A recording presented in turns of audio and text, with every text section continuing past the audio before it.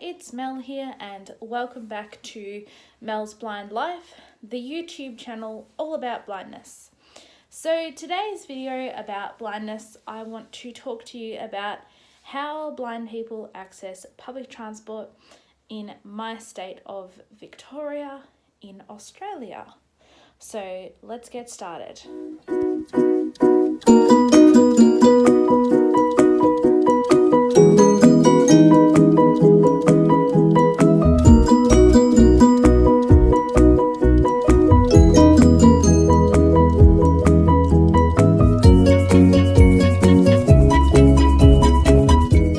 Hi, this is Mel Stevens.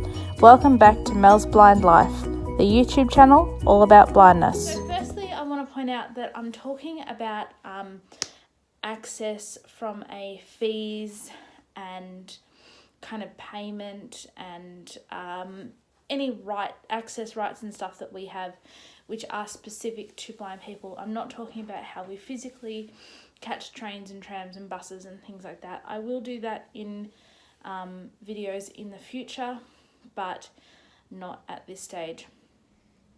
So it's also important to remember for this video that this is state specific to my state of Victoria, which is in southeastern Australia.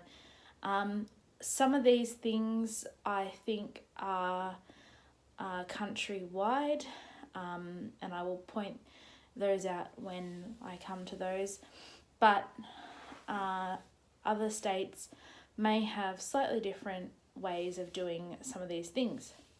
So the first thing that I want to talk to you about is the Victorian Blind Travel Pass, which is a small credit card size which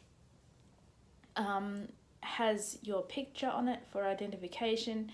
It says your name, Victorian Blind Travel Pass, and it has a number, and you actually apply for these through the doctor, so you can't get them unless you have proof that you are legally blind and therefore require public transport frequently.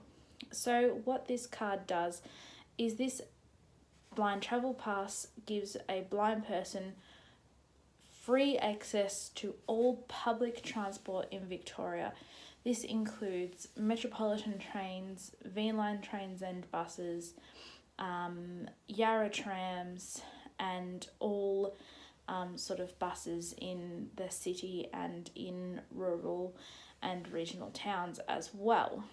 So for sighted people to use the public transport system, they have a thing called Myki, which is a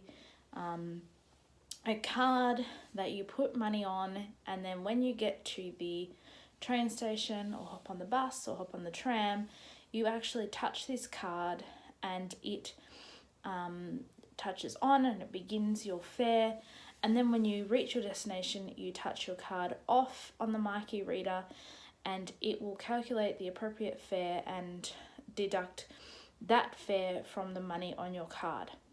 So obviously blind people do not have to pay for transport when they have their public transport blind travel pass, but I personally much prefer to touch my travel pass on and off, which you can do.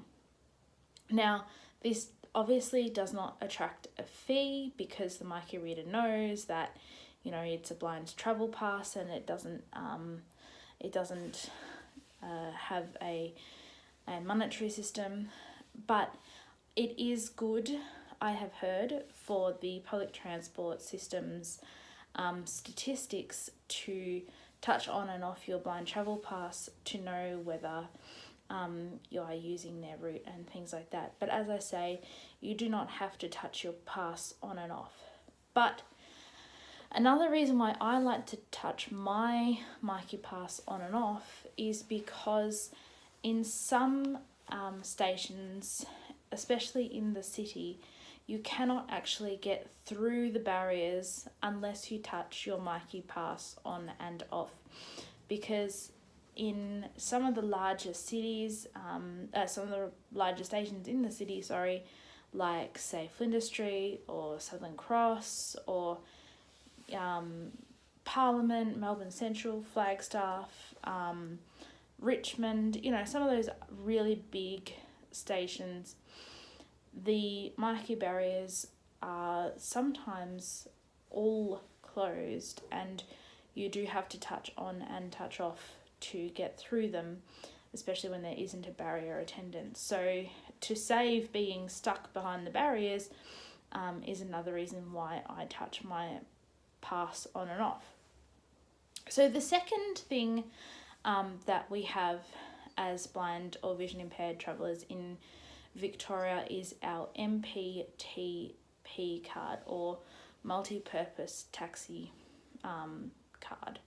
So the taxi card is valid in the state of Victoria, and it allows you to get, I think it's approximately 40, or it pays half price up to 40 or 60% off your price of your taxi or something like that. I can't exactly remember how that works. Hey, Das.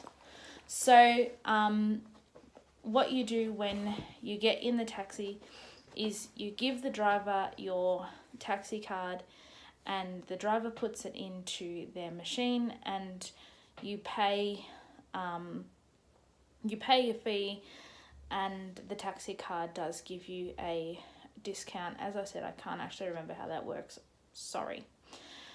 If you're travelling interstate and you're a holder of the M40 or M50, which the M50 is for wheelchair users, you can apply for taxi vouchers in the state that you are travelling to. So say, for example, you go on a holiday to Sydney and you think that you're going to use taxis while you're in Sydney. What you can do is, say a fortnight before you travel, is you can ring the Victorian Taxi Directorate, and you can actually ask that they send you some taxi vouchers for that state in which you are travelling.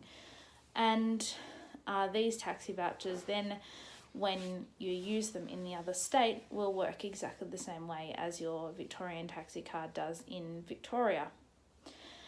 So the third thing that I wanted to talk to you about is the thing that I said is countrywide, and that is a companion card.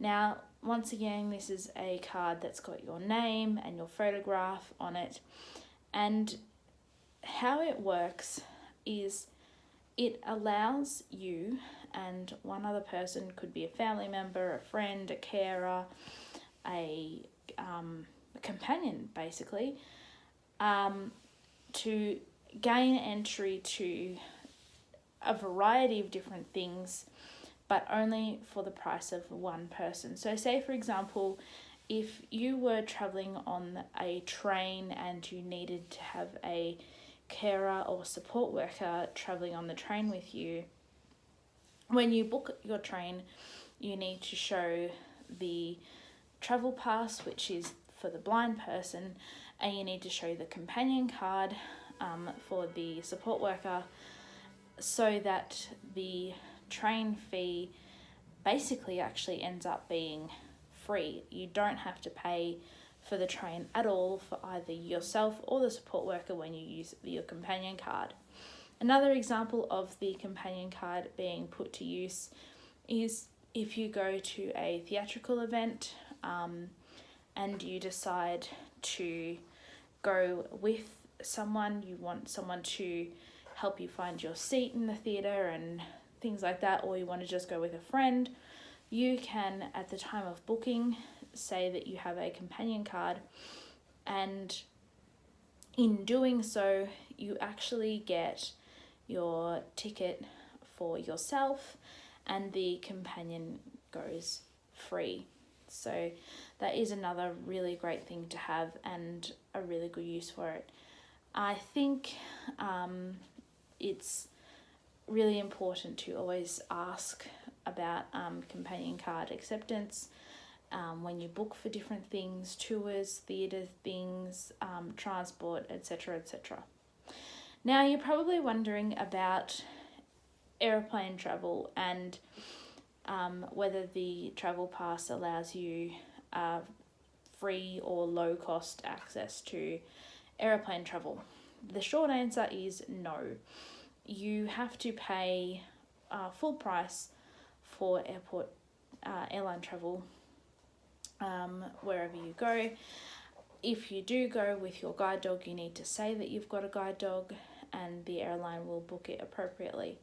Now, the other thing about travelling on the Victorian Travel Pass on trains with a guide dog that I didn't mention is that when you are travelling on a booked service, say for example when I travel down to Melbourne, the train from Swan Hill to Melbourne is a booked service, and I always book in first class. Because I used to travel with a guide dog, what I was able to do was I was able to get 2 seats instead of 1 because of having the dog. And by having 2 seats rather than just 1, you've got more room for the dog and yourself to spread out, and you're not cramped in with an extra person and things like that. So that is another thing that when you're traveling, you need to point out that you've got a guide dog so that you get that extra room. So I hope this has helped to understand a little bit about how blind people can access public transport and sort of the benefits for blind people living in Victoria. If you've got any questions or anything, please let me know in the comments section down below. And also let me know how it works in your part of the world. Do blind people get this kind of thing where you are, or have you experienced anything like this? And what do you think that your kind of place could improve or add from all these things? So please let me know in the comment section down below. Let me know if you've got any of these cards and some of the really awesome things that you've been able to do with them, because they do help you out so much. So thank you very much for watching, and I will see you all in the next video. Bye guys.